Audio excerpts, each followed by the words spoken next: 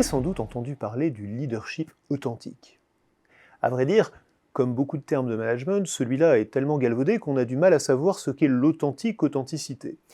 Mais il semble que le sens le plus fréquent du mot aujourd'hui soit celui que lui donnent des auteurs comme Mike Robbins dans son livre Bring Your Whole Self to Work. L'authenticité aujourd'hui serait donc de venir au travail avec sa personnalité tout entière. Plus question de jouer un rôle, de se couler dans le moule de la culture d'entreprise, de se conformer au modèle dominant. Chacune et chacun doit pouvoir exprimer sa personnalité, sa différence, ses émotions, et aussi ses revendications. Dans son livre Radical Candor, l'autrice Kim Scott, une ancienne de Google et d'Apple, nous invite par exemple à faire preuve d'une franchise radicale pour obtenir ce que nous voulons. De l'authenticité, donc, de la transparence, de la franchise, on comprend bien ce que cette proposition a de séduisant. Les entreprises s'inquiètent, à juste titre, de voir leurs employés de plus en plus désengagés quand ils ne pratiquent pas carrément le quiet quitting, cette sorte de grève du zèle silencieuse. Par ailleurs, la frontière entre travail et vie privée, déjà fragile, a volé en éclats avec le télétravail. Inviter ses collaborateurs à exprimer pleinement leur personnalité au travail, c'est donc une manière, censée, de les encourager à s'investir, ou en tout cas de supprimer des freins qui les en dissuadaient.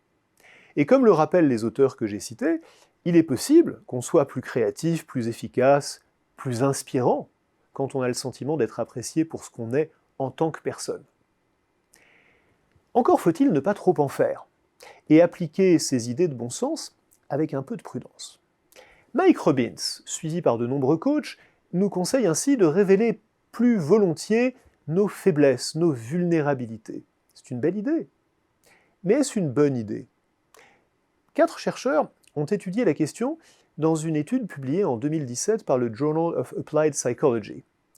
En observant des cadres en situation de recherche d'emploi, ils se sont demandé si les candidats les plus transparents réussissaient mieux ou moins bien que les autres. La réponse est subtile. Les plus authentiques et les plus transparents, celles et ceux qui pensent que leur futur employeur doit les accepter comme ils sont, avec leurs qualités et leurs défauts.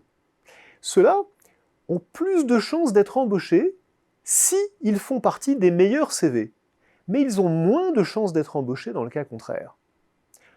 En d'autres termes, si on est déjà très bon, alors ça paye d'être authentique, mais dans le cas contraire, c'est contre-productif. Une autre étude, publiée elle aussi dans le Journal of Applied Psychology en 2019, s'est penchée sur une autre prescription des tenants de l'authenticité qui est de ne pas se prendre trop au sérieux.